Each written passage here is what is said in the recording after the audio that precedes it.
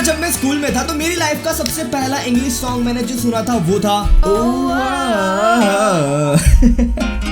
Love me.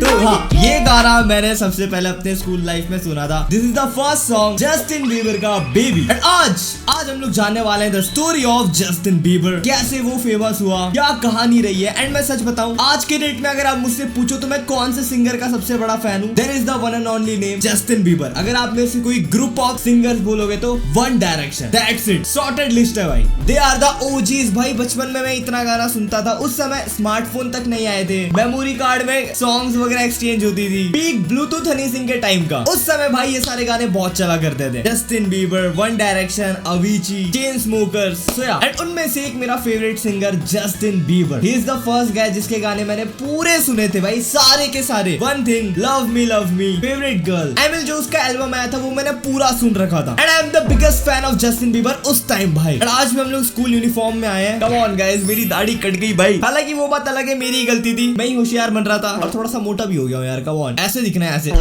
ऐसे बाकी। Anyways, आज हम लोग जानने वाले हैं the OG story of Justin Bieber. This video is by recording. उनके चैनल का लिंक नीचे डिस्क्रिप्शन में मैंने दे दिया है, डेफिनेटली चेकआउट करना है, हो सके तो सब्सक्राइब भी करना। बाकी आ जाओ, let's move to the video, let's go. एक टाइम था जब एक छोटा सा लड़का अपने घर के लिविंग रूम में कवर सॉन्ग्स को रिकॉर्ड किया करता था। एंड वहीं उसकी माँ एक सस्ते से कैमरा से उसकी वीडियोस को शूट किया करती थी।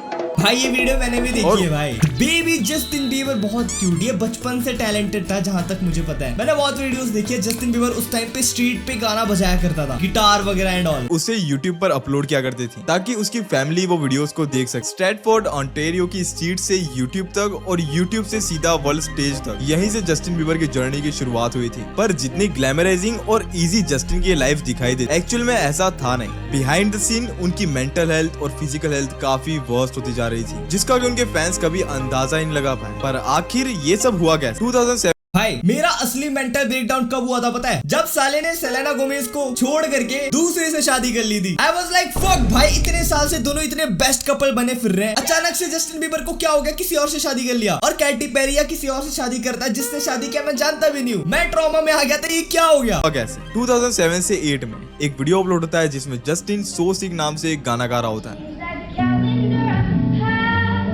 और जिसको YouTube पर thousands of views मिलते हैं। फिर वो ऐसे ही बैक टू बैक कवर्स करने लगता है, जैसे क्रिस ब्राउन, अशर के सॉन्ग्स। और जस्टिन के उसके हर सॉन्ग में उसका रॉ एंड प्योर टैलेंट साफ दिखाई देता था, जिस वजह से ये वीडियो स्कूटर ब्राउन तक पहुंच जाती है। और ये एक म्यूजिक मैनेजर होता है जो कि एक नेक्स्ट बिग थिंग को ढूंढ रहा होता है। While everyone told me no and everyone thought I was crazy, I knew exactly what to do and I saw the plan till he was 18. और ये उस टाइम पर अशर का भी मैनेजर होता है और यही जस्टिन की मदद करता है अशर से मिलाने की। और उसी वक्त स्कूटर इंस्टेंटली फ्लाइट बुक करता है और फिर वो जस्टिन एंड उसकी मॉम को अटलांटा ले आता है। और फिर वहां पर एक मीटिंग हो जो एक बच्चे की लाइफस्टाइल को कंप्लीटली चेंज करने वाली थी। और उस टाइम पर अशर ने जस्टिन की टैलेंट को देखा और उसे एक मीडिया कंपनी में साइन भी कराया। और यहाँ तक कि उसने एज अ मेंटर जस्टिन को कई सारी चीजें सिखाई। Ladies and gentlemen, introducing to you Island Def Jam recording artist Justin Bieber is getting ready to go down. और फिर रिलीज होता है बेबी, एक ऐसा गाना जो कि काफी बड़ी चीज बन चुका था। सबसे पहले तो यूट्यूब पर फटने लगा और उसके ऊपर व्यूज। भाई मैंने जब ये गाना सुना था ना, मुझे यूट्यूब का वाइब तक नहीं पता था। आई डोंट नो ये गाना मेरे तक कैसे पहुंचा। उस समय ना नोकिया के मोबाइल चलते थे जिसमें ना बहुत सारे बटन नहीं होते, I don't know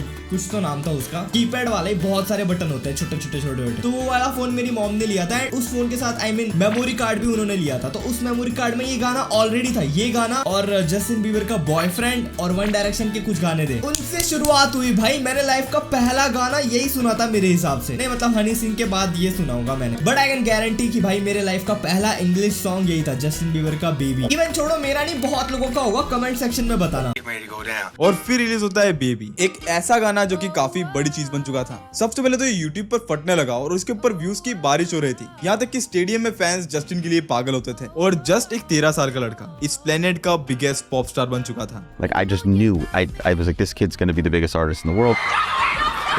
I know exactly what to do to help him become that.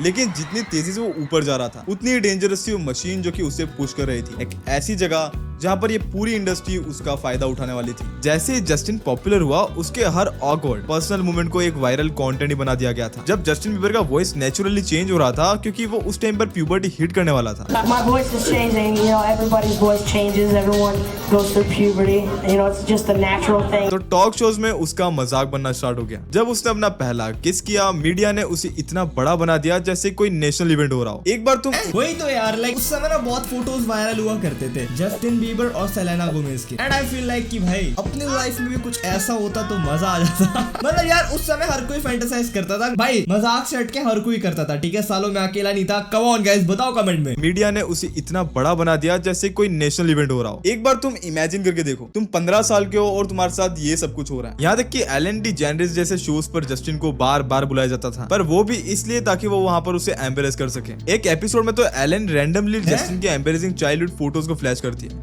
Wow. I have friends, I've never seen them naked like that. And they don't bring me to Bora Bora.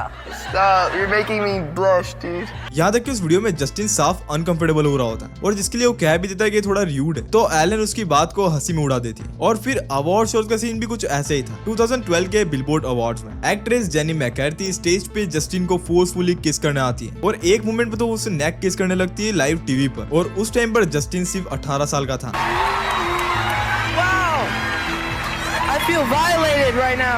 Justin instantly बहुत बुरा feel करता है। वो वहाँ पर हटने की कोशिश भी करता है। पूरा क्राउड वहाँ पर चीयर कर रहा होता है और यहीं पर अगर जेंडर्स को रिवर्स कर दिया जाए तो यही चीज शायद उस टाइम तब तो भाई 911 FBI इंस्टेंट। जस्टिन क्यूट तो था अपने टाइम के हिसाब से, and he was pretty famous, बहुत ज्यादा अल्टीमेट लेवल का फेमस। भाई सोचो उस टाइम पे फेमस था जब इंटरनेट अच्छे से अपने पास नहीं पहुंचा था ना, जियो आया था उस समय। भाई 200-300 रुपए में 1 GB का इंटरनेट मिलता था। आई डोंट नो आप में से कितने लोगों ने उस समय देखा है, लेकिन मैंने देखा है। उस समय कोई चीज वायरल होना मतलब सिर्फ एक ही चीज था, हनी सिंह के गाने या तो जस्टिन बीबर के गाने, that's it, and also one direction. Headlines बन जाती। लेकिन उस टाइम पर जस्टिन काफी पॉपुलर भी था और काफी लाइमलाइट में था, तो ये सारी क्लिप्स मजाकिया वे में वायरल होने लग गई। इवन लेट नाइट होस्ट जैसे जेम्स कोर्डन, जो कि काफी फ्रेंडली इमेज रखते हैं, उसमें वो रिपीटेडली जस्टिन को टच करते हैं। Thank you so much. Look at him. Look at what a beautiful face. उसे हक करने की कोशिश करते हैं और जिस वजह से जस्टिन काफी अनकंफर्टेबल भी हो जाता है। पर जेम्स के लिए सब कुछ करना जस्ट एक मजाक था। हर एक इंटरव्यू और स्किट्स में जस्टिन की पर्सनल बाउंड्रीज जस्ट एक जोक बन गए थे, और शायद इन सबसे भी बुरा था जस्टिन की लाइफ में डिडी का इन्वॉल्वमेंट। अशर और डिडी इस म्यूजिक इंडस्ट्री के अंदर काफी अच्छे दोस्त रहे और उनका बॉन्ड 90s के करियर से शुरुआत से बना हुआ है। बट एक रिवेलेशन हुआ जिसमें सामने आया कि अशर ने जस्टिन को 48 आवर्स के लिए डिडी के साथ उसे हैंड ओवर कर दिया था। Justin, you ever seen the movie 48 Hours? Right now, he's having 48 hours with Diddy, him and his boy. उस टाइम पर वेट मैंने अच्छे से सुना नहीं है। जस्टिन को 48 आवर्स के लिए डिडी के साथ उसे हैंड ओवर कर दिया था। Justin, you ever seen the movie 48 Hours? Right now, he's having 48 hours with Diddy, him and his boy. उस टाइम पर जस्टिन के लिए अशर ही एक मेंटर था, और उस टाइम पर वो अशर और स्कूटर ब्राउन के जॉइंट लेबल में साइन था, जो कि था रेमंड ब्राउन मीडिया ग्रुप। पर 2 साल बाद एक और वीडियो सामने आया जहाँ पर जस्टिन पी डीडी से काफी डरा हुआ होता है। डीडी वहाँ पर उससे पूछता भी है कि वो उससे मिल क्यों नहीं रहा। You ain't been calling me and hanging out the way we used to hang out. Well, you try to get in contact with me, you know, through all my, partners and whatnot. But और फिर एक और video सामने आता है जहाँ पर DD गले मिलने के बाद ये चेक करता है कि कहीं जस्टिन ने कोई रिकॉर्डिंग डिवाइस तो नहीं छुपाया। डीडी को एक्सपोज करने के लिए एक 15 साल के बच्चे को डीडी ओपनली ये कहता है, got me a Lamborghini. Oh, well, that's nice. I haven't gotten it yet, though. When is that coming, that Lamborghini? We talked about this last He time. had the Lamborghini for a day or two, and he had access to the house, and he knows better than be talking about the things that he does with Big Brother Puff on national television. और ये कोई normal gift देने वाली बात नहीं थी, बल्कि grooming का एक क्लास। क्या मतलब होता है इसका? What is the meaning of that? And he had access to the house, and he knows better than be talking about the things that he does with Big Brother Puff on national television. और ये कोई normal gift देने वाली बात नहीं थी, बल्कि grooming का एक क्लासिक तरीका था। I didn't get it भाई, कमेंट सेक्शन में बताना मुझे। I don't get it. He knows better than be talking about the things that he does with Big Brother Puff on national television. और ये कोई नॉर्मल गिफ्ट देने वाली बात नहीं थी, बल्कि ग्रूमिंग का एक क्लासिक तरीका था जिसमें महंगी चीजें देकर या प्रॉमिस करके इंसान को अपने ऊपर डिपेंडेंट बना जाता है। अब कुछ स्टोरीज ये भी है कि डीडी ने यंग जस्टिन को अपनी पार्टी में बुलाया जहाँ पर यंग जस्टिन ने सेक्सुअल एक्ट्स भी किए, और उस टाइम पर जस्टिन को कुछ आइडिया भी नहीं था कि क्या हो रहा है। पर धीरे धीरे जस्टिन को पता चलता है कि क्या हुआ था और उसके साथ क्या हो गया, जिसके बाद ही वाज डिस्टर्ब। एंड यहाँ तक कि एक बार अशर से पूछा गया था एक पॉडकास्ट कि क्या वो अपने बेटे को भेजेंगे डीडी की पार्टी में, तो उन्होंने उसका आंसर दिया था बिल्कुल भी नहीं। You're a dad now. Would you ever send your kid to Puffy camp? Hell Hell no. पर उन्होंने जस्टिन के लिए ये बात एक बार भी नहीं सोची। और ये सारी चीजें जस्ट एक ही चीज बताते हैं कि जस्टिन का पूरा टीनेज लाइफ जस्ट एक रियलिटी शो बन चुका था। उसका हर एक ऑकवर्ड और अनकंफर्टेबल मोमेंट जस्ट एक पैसे बनाने का जरिया बन चुका था। 2013 से 15 तक जस्टिन बीबर की इमेज पब्लिक में लगभग कोलैप्स कर रही थी। एंड यहाँ तक कि इतनी चीजों के कारण वो इतनी कम एज में अल्कोहल और ड्रग चीजें कंज्यूम करने लग मैंने गया। देखा भाई, ही इज जस्ट लाइक 20-20 साल का भी नहीं था वो। बॉडीज पे टैटूज, शर्टलेस फोटोज आ रही है। हाँ, दिखता अच्छा था, आई वांट से कि लाइक एब्स वगैरह नहीं थे। उस समय कंपनी गाना आया था उसका, Can we hear we? ठीक है, तो वो कंपनी गाना आया था। तो मैंने पहली बार देखा कि भाई बंदे ने पूरा टैटू करवा लिया है, पूरा लुक ही चेंज हो गया है। वो भी कम एज थी उस समय। आई फील बैड कि भाई नहीं करना चाहिए यार, बट उस समय के हिसाब से तो भाई ओ भाई मेरे को भी करा लेना चाहिए। वो इतनी कम एज में अल्कोहल और ड्रग चीजें कंज्यूम करने लग गया था, जिसके कारण उनका reckless behaviour DUI arrest. Justin Bieber's arrest on those DUI and resisting arrest charges allegedly shows Bieber behind the wheel of fancy sports car. पेपरजी के साथ झगड़े। What did you say? You heard what I said, mate. What'd you say? You heard what I fucking said, mate. Lose your fucking belt. Lose your fucking belt. Lose your fucking. ये सब कुछ news headlines पर दिन रात चल रहा था। Justin की हर छोटी बड़ी गलती को मीडिया ने जस्ट एक तमाशा बना दिया था। लेट नाइट शोज से लेकर गॉसिप मैगजीन्स तक सब जगह जस्टिन की लाइफ का मजाक बन रहा था। ये उसकी लाइफ में एक ऐसा फेज था जहाँ पर स्टेज पे चढ़ना उसके लिए कोई सक्सेस का साइन नहीं था, बल्कि धीरे धीरे उसके लिए एक प्रेशर बन चुका था। यहाँ तक कि उनकी पर्सनल स्ट्रगल्स इतनी बढ़ गई थी कि उन्होंने एक ब्रेक लेने का डिसाइड किया। इस ब्रेक के दौरान जस्टिन ने कई ट्रीटमेंट ली। उन्होंने अपने पास्ट एक्शंस के लिए माफी भी मांगी और उन्होंने ओपनली एक्सेप्ट भी किया कि उनकी लाइफ कंट्रोल से बाहर जा रही थी। उनकी एक डॉक्यूमेंट्री में जस्टिन ने खुद बताया था कि उनका एक टाइम पर इतना ज्यादा बढ़ गया था कि उनके सिक्योरिटी गार्ड्स उनके पल्स चेक किया करते थे, ये इंश्योर करने के लिए कि वो जिंदा तो हैं। फिर 2015 में जस्टिन ने अपना कमबैक प्लान एग्जीक्यूट किया और पर्पस एल्बम रिलीज की और उसमें ट्रैक्स थे जैसे सॉरी, लव योरसेल्फ और व्हाट डू यू मीन। ये सॉन्ग्स काफी अच्छा परफॉर्म कर रहे थे, जिस वजह से उनकी इमेज वापस से एस्टेब्लिश होना स्टार्ट हुई। यहाँ तक कि जस्टिन के लिए एक नया चांस था कि वो अपनी लाइफ को वापस से ट्रैक पर ला सकते हैं। Fast forward to 2018, Justin Bieber एक न्यूयॉर्क कोर्ट हाउस में एंटर करते हैं हैली बेल्विन के साथ और वहां पर वो दोनों शादी न्यूज़ मिलती है कि जस्टिन बीबर ने शादी कर ली है। मैं ढूंढ रहा हूँ सेलेना गोमेज का किधर है फोटो। मैं बोल रहा हूँ ये कौन है भाई, ये कौन लड़की है। आई नो बहुत लोग मुझे कमेंट सेक्शन में इस चीज के लिए गाली देंगे, बट मुझे बिल्कुल भी पसंद नहीं है जस्टिन बीबर और उसकी वाइफ की जोड़ी। हालांकि वो बात है कि मैंने अभी रिसेंटली सुना था कुछ बिजनेस वगैरह में हेल्प किया था जस्टिन को उसने, but I feel Selena Gomez and Justin Bieber are made for each other. भाई लॉक कर दिया जाए। ये पूरी दुनिया के लिए एक प्लॉट ट्विस्ट से कम नहीं था, क्योंकि कुछ महीने पहले हेडलाइंस पे कुछ और ही चल रहा था जस्टिन बीबर और सेलेना गोमेज की रिलेशनशिप के बारे में, क्योंकि इनका रिलेशनशिप लगभग 10 साल से भी ज्यादा चला है। जैसे जस्टिन बीबर और सेलेना गोमेज की कहानी शुरू होती है 2010 में और उस टाइम पर दोनों ही अपने करियर के पीक पर थे। तो जब ये दोनों एक साथ रिलेशनशिप में आए देन तुरंत फैंस ने उन्हें एक नाम भी दे दिया और उस टाइम पर ये कपल काफी ज्यादा पॉपुलर हुआ था एंड इनके फैंस इन दोनों के पीछे काफी पागल थे। लेकिन उनके फेम और पेपरजी के प्रेशर ने इन दोनों के रिलेशनशिप को हिलाकर रख दिया था। उस टाइम पर जस्टिन की कंट्रोवर्सी और उनकी लाइफस्टाइल ने उनके बीच डिस्टेंस क्रिएट करना शुरू कर दिया, जिसके बाद सेलिना एंड जस्टिन दोनों ही अपने सॉन्ग्स के अंदर एक दूसरे को हिंट देते हुए नजर आए। जैसे सेलिना अपने एक सॉन्ग में बताती है कि उनका रिलेशनशिप काफी टॉक्सिक हो चुका था, लेकिन फिर भी वो जस्टिन के साथ रहना चाहती है। फिर ऐसे ही जस्टिन के सॉन्ग्स में हिंट्स थे, जैसे उन्होंने 2015 में एक सॉन्ग निकाला था सॉरी। ये एक पूरा पब्लिक अपॉलॉजी ट्रैक था, यहाँ तक कि फैंस का भी मानना था कि ये सॉन्ग सेलिना के लिए था। और फिर 2017 के एंड में जस्टिन और सेलिना एक बार फिर से एक साथ आए। वो मीडिया में एक बार फिर से लाइमलाइट में आने लगे, लेकिन ये पैचअप भी ज्यादा दिन तक टिक नहीं पाया। अर्ली 2018 में ये दोनों फाइनली अलग हो गए। सेलिना ने अपनी हेल्थ पर फोकस करना शुरू किया और उसने ये क्लियर कर दिया कि उसे अपनी लाइफ में पीस चाहिए और जस्टिन अभी भी अपने लाइफ में केओस में उलझा हुआ था। और ब्रेकअप के कुछ ही मंथ्स बाद जस्टिन ने हैली बेल्विन से शादी कर ली थी। और मैंने सुना था ना कि जस्टिन ने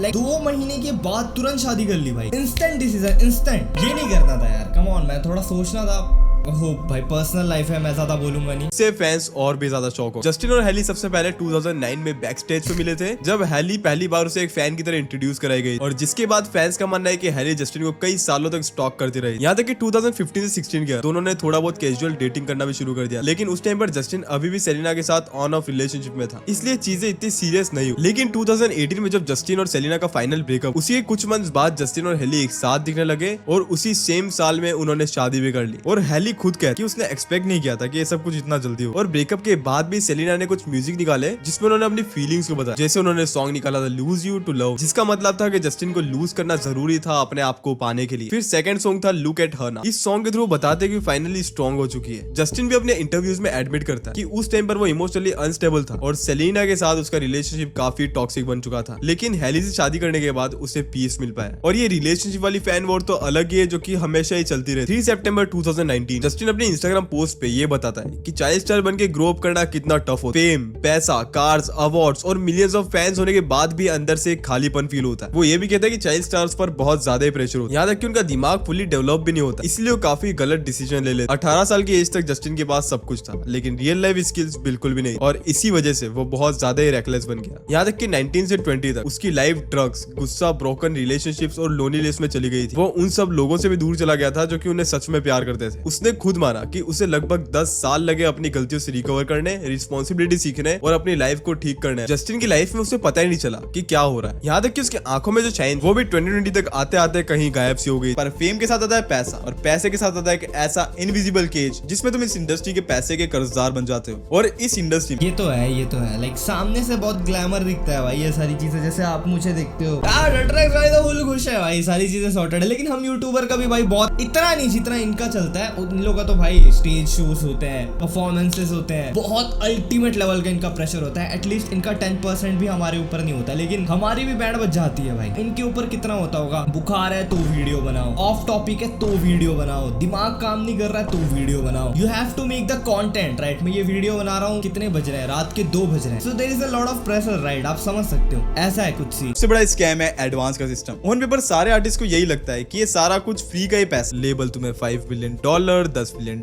कभी कभी $20 मिलियन का भी एडवांस दे देते। लेकिन रियलिटी है कि ये एक लोन होता है जिसमें इंटरेस्ट तो नहीं हो, लेकिन तुम्हारे से हर पैसा वो वापस लेते हैं डायरेक्टली तुम्हारी रॉयल्टीज से। और रॉयल्टी शेयर सिर्फ 10 से 16% होता है। मतलब अगर एक आर्टिस्ट $100 मिलियन का रेवेन्यू जनरेट करता है तो उसके हाथ में सिर्फ 10 से 20 मिलियन डॉलर का ही रेवेन्यू आता है, बाकी सब कुछ एडवांस में कट हो जाता है। और ये ट्रिप एक और लेयर के साथ आता है, क्रॉस कोलैटरलाइजेशन। मतलब मान लो अगर एक आर्टिस्ट की एल्बम फ्लॉप हो जाती है तो उस एल्बम का कर्जा उसे नेक्स्ट एल्बम की प्रॉफिट रेवेन्यू से देना होगा। यहाँ पर तुम जस्ट बस इमेजिन करो 2015 का एक फ्लॉप एल्बम और वही आर्टिस्ट 2025 में ही उसी चीज के लिए रीपे कर रहा है। और यहाँ पर जस्टिन का केस एकदम परफेक्ट एग्जांपल है, जिसके बाद जून 2022 में जस्टिन बीबर अपने इंस्टाग्राम पे एक शॉकिंग वीडियो पोस्ट कर कि उसके फेस का एक पूरा साइड पैरालाइज्ड है। वो अपनी आंखें ब्लिंक नहीं कर पा रहा, एक नॉस्ट्रिल फ्रीज हो चुकी है, यहाँ तक कि वो ढंग से स्माइल भी नहीं कर पा। और वो उस टाइम पर डायग्नोस हो चुके थे रैम्से हंट सिंड्रोम से, जो कि एक रेयर न्यूरोलॉजिकल कंडीशन है जो कि फेशियल नर्व्स को डैमेज करता है। उस टाइम में फैंस को लगा कि ये बस थोड़े टाइम की प्रॉब्लम है, पर इस चीज ने जस्टिन की लाइफ की डायरेक्शन को ही बदल दिया था। लाइफ टाइम में उसने क्लोज टू $1 बिलियन जनरेट किया, जिसमें सब कुछ आ गया, टूर्स, एल्बम्स, मर्च, एंडोर्समेंट। लेकिन 2022 में रियलिटी ये थी कि वो कैश पुअर था। कई रिपोर्ट्स के मुताबिक एक बार तो उसने गोल्फ खेलने के लिए भी दोस्त का क्रेडिट कार्ड लिया, और जिसका रीजन था कि जस्टिस वर्ल्ड टूर कैंसिल होने के बाद उसे प्रमोटर्स को एडवांस में $26 मिलियन पे करना था। कोई भी अगर रीजनेबल मैनेजमेंट टीम और कंपनी होती तो सिंपली यही बोलती कि टूर कैंसिल करो और आर्टिस्ट को रेस्ट दो एंड उसकी रिकवरी पर फोकस करो। लेकिन एलिगेशंस के मुताबिक जस्टिन के आसपास के लोग ऐसे थे कि उसकी ऐसी हालत होने के बाद भी वो उसे पुश कर रहे थे टू कीप परफॉर्मिंग, और उसका हर एक शो जस्ट एक रेवेन्यू सोर्स था। और इस इंडस्ट्री में आर्टिस्ट की हेल्थ से ज्यादा पैसा इंपॉर्टेंट होता है। और फिर शुरू होती है पैसे की प्रॉब्लम। टूर कैंसिल होने का मतलब था हर दिन कर्जा बढ़ना, ऊपर से एक ऑडिट में स्कूटर ब्राउन के ऊपर इल्जाम लगे कि उन्होंने सालों तक $26 मिलियन से भी ज्यादा का कमीशन लिया। लेकिन जब काउंटर ऑडिट हुआ तो ये सच सामने आया कि जस्टिन को ही स्कूटर को $8.8 मिलियन देना। मतलब सोचो तुमने अपनी लाइफ में बिलियंस ऑफ डॉलर्स, पर तुम्हें अपना ही मैनेजर बोलता है कि तुम उसके कर्जदार हो। और ये जस्टिन के लिए उस टाइम पर सबसे बड़ा रियलिटी चेक। 2022 के एंड तक जस्टिन एक ऐसी सिचुएशन में था जहां पर उसके सामने 3 बड़ी प्रॉब्लम्स। पहले तो उसकी हेल्थ काफी खराब थी, यहाँ तक कि फाइनेंशियली भी उनका काफी बड़ा लॉस चल रहा था, और ऊपर से पब्लिक का कांस्टेंट प्रेशर तो था ही। और इसी टाइम पर उन्होंने एक ऐसा डिसीजन लिया जो कि उनकी पूरी लाइफ में उन्हें हॉन्ट करे, अपना पूरा 291 सॉन्ग का कैटलॉग $200 मिलियन में बेच देना। सिर्फ 28 साल की उम्र में अपनी पूरी लेगेसी को सेल कर देना। वही मैंने सुना भाई, पूरा लाइक जस्टिन बीबर ने जितने भी आज तक गाने गाए पूरे उसका जो राइट्स होते हैं सब बेच दिए भाई 200 मिलियन में। मतलब जिंदगी, मतलब जैसे देख लो मेरे इतने सारे चैनल है राइट, उन सब के मैंने जितने भी वीडियोस बनाई है, दिन रात काम किया, सबको उसने मतलब मैंने बेच दिया, वैसा वाला सीन था। कितना ज्यादा मतलब वो लगेगा यार, मुझे खुद के लिए लग रहा है भाई उस बंदे को कितना लगा होगा, सारे कितने हिट सॉन्ग थे। पर जस्टिन को यही लगा कि यही चीज उसे बचा सकती है, और उस टाइम पर फाइनली जस्टिन को समझ आया कि जिस इंडस्ट्री ने उसे इतना बड़ा स्टार बनाया है वो उसे फाइनेंशियली तोड़ भी सकती है। और यहीं से जस्टिन का पब्लिक अपीयरेंस और भी ज्यादा अजीब होता गया। पेपरजी शॉट्स में वो काफी लॉस्ट और काफी अजीब नजर आने लगे। Go. फिर वही स्पॉटलाइट उनके पर्सनल लाइफ पर भी आ गई। जब भी वो स्माइल करते हैं उनकी हेडलाइंस बनती, वो जब भी सीरियस होते हैं उनके ऊपर आर्टिकल्स लिख दिए जाते हैं। और ऐसे 2024 में उनका पहला बेटा जेक ब्लूज बीबर बॉर्न होता है। तब जस्टिन सिर्फ अपनी फैमिली को प्रोटेक्ट करना चाहता था, लेकिन फादर्स डे पर वो पेपरजी से रिक्वेस्ट करते हैं। Why? Because I'm not your. We're not buddies. Just say that. You're on private property. You're not afraid to be deported? No. I'm a father. I'm a dad. I'm a father. I'm a dad. I understand that. And you guys are on private property in front of my car. I understand that. No, you don't understand, or else you wouldn't be here. Oh, I'll be here? You don't want to come here on the sidewalk, brother? You're saying sidewalk now. But I am. Look at the sidewalk. Thank you.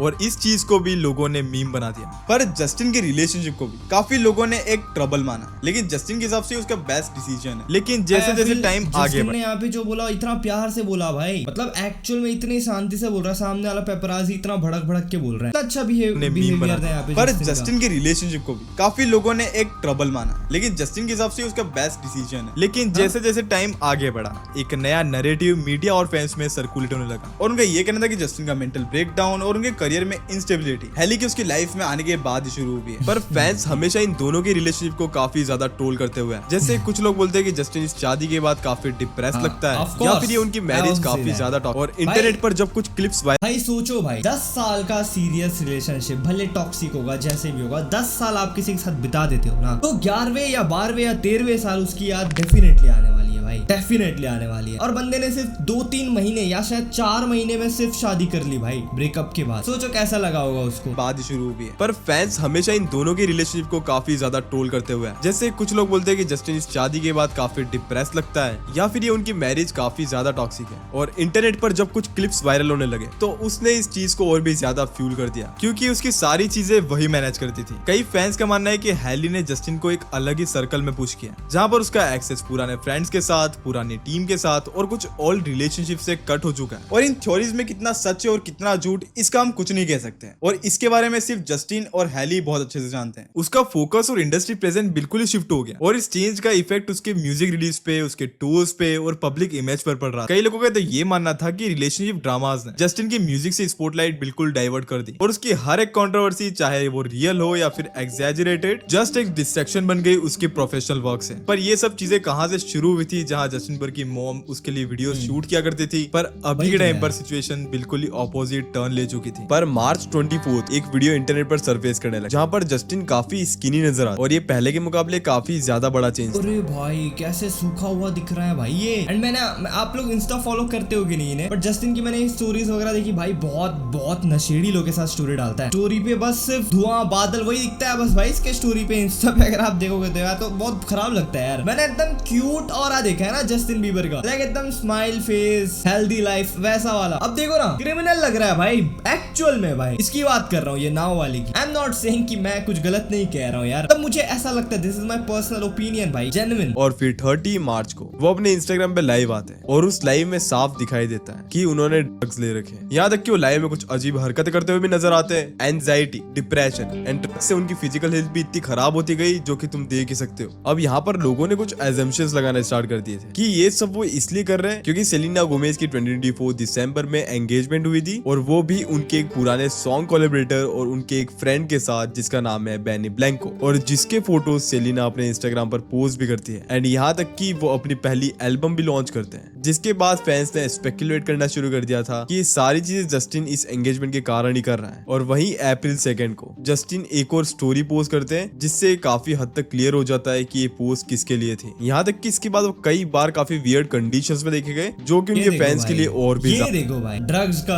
असर भाई, अगर आप भी करते हो तो please stop doing all this shit भाई। कहां से कहां भाई एक्चुअल भाई। सेम जैन मलिक का भी वही कहानी है यार। आज सोचो जैन मलिक ने अगर वन डायरेक्शन छोड़ा नहीं होता तो क्या होता भाई, पूरी स्टोरी चेंज होती भाई। ज्यादा कंसर्निंग था क्योंकि इसमें जस्टिन की हालत बिल्कुल भी सही नहीं लग रही थी। और 4 साल बाद उन्होंने अपना नया एल्बम ड्रॉप किया, स्वैग। इन्होंने इस एल्बम का कोई हाइप बिल्ड नहीं किया, जस्ट इसे सरप्राइज रिलीज कर दिया। इस एल्बम के अंदर 21 ट्रैक्स थे जो कि एक पर्सनल डायरी की तरह फील होता है, जैसे जस्टिन ने अपनी पूरी जिंदगी के दर्द, ट्रॉमा और पर्सनल बैटल्स को डायरेक्टली उस एल्बम में बताया, जिसमें से ट्रैक 14 था थेरेपी सेशन, और जिसमें वो कॉमेडियन डस्की को ये बताते, मुझे अपनी जिंदगी की स्ट्रगल सबके सामने गुजारनी पड़ी, लोग हमेशा पूछते रहते हैं तुम ठीक हो, और ये चीज धीरे धीरे मुझ पर भारी पड़ने लगती है। और इस एल्बम में उन्होंने अपने इमोशंस को एकदम खुल के रखा। लेकिन म्यूजिक के साथ साथ एक और बड़ी खबर आई, स्कूटर ब्राउन के साथ उसका $30+ मिलियन का टैग फाइनली सेटल हो गया। हेली के $1 बिलियन ब्यूटी ब्रांड रॉड के सेल के बाद इन कपल्स के बाद इतने पैसे आ गए थे कि जस्टिन अपने पुराने कर्जे और अपनी प्रॉब्लम से फ्री हो सकता था। इस एल्बम रिलीज ने और डेब्ट सेटलमेंट ने ऑडियंस के मन में एक होप तो जगा दी कि फाइनली जस्टिन अपनी लाइफ का कंट्रोल वापस से ले सकते हैं। लेकिन ये इंडस्ट्री की डेंजरस मशीन कभी भी किसी को फ्री नहीं होने देती। ये जस्टिन का पेन अभी भी एक प्रोडक्ट और ये प्रोडक्ट का बिजनेस स्टिल चल रहा है। जस्टिन बीबर की कहानी एकदम फेरी टेल की तरह लगती है कि एक छोटे से टाउन से आने वाला एक कैनेडियन लड़का जो कि यूट्यूब से सीधा इतना बड़ा पॉप स्टार बन गया। लेकिन जब सच्चाई हमारे सामने आती है तो चीजें इतनी ज्यादा ग्लैमराइजिंग नहीं होती। हर पॉइंट पर इस इंडस्ट्री ने उसे जस्ट एक्सप्लॉइट किया और अभी भी वो यही कर रहे हैं। By the way, what do you think about Justin Bieber and about his life? तुम मुझे अपने ओपिनियंस कमेंट सेक्शन में बताओ। बाकी तुम हमारा डिस्कॉर्ड सर्वर ज्वाइन कर सकते हो। Yeah, of course. What do you guys think? I want to check the comment section, भाई। My first international artist I listen to. Same. भाई लोगों को बहुत रिग्रेट हो रहा है यार। I actually feel regret भाई। What do you guys think? Comment section में मुझे बताना। अपने बचपन का हीरो अब बहुत ड्रग एडिक्ट हो चुका है गाइस, गाने बिक गए हैं, दिवालिया हो चुकी है, एंड द मेन कहानी उसकी गर्लफ्रेंड भी छोड़ के जा चुकी है, and he is now married with another woman, and apparently he is now a father, a dad. अगर सेलेना गोमेज के साथ शादी होती तो कहानी कुछ और होती। मे बी भाई कुछ भी हो सकता है, आई वोंट से एनीथिंग भाई, किसी की भी पर्सनल लाइफ है, बट आई फील अभी तक बहुत कुछ पलट जाता अगर ऐसा होता तो यार। What do you guys think? मुझे कमेंट सेक्शन में बताना। बाकी वीडियो अच्छा लगा हो तो लाइक करना। ऐसे हम लोग और भी सिंगर्स के ऊपर वीडियो बनाएंगे, cause I love one direction, I love Honey Singh, I love Justin Bieber and और भी बहुत सारा। बाकी रेकॉर्डिंग का चैनल नीचे डिस्क्रिप्शन में, if you really enjoyed the video definitely उनका चैनल चेकआउट करना। बाकी ये वीडियो में इतना ही, सब्सक्राइब करके जाना। बाकी मिलते हैं ऐसी और शानदार वीडियो के साथ। टिल देन, हे बाकी दाढ़ी कटाने के बाद कितना गंदा दिख रहा हूँ भाई मैं।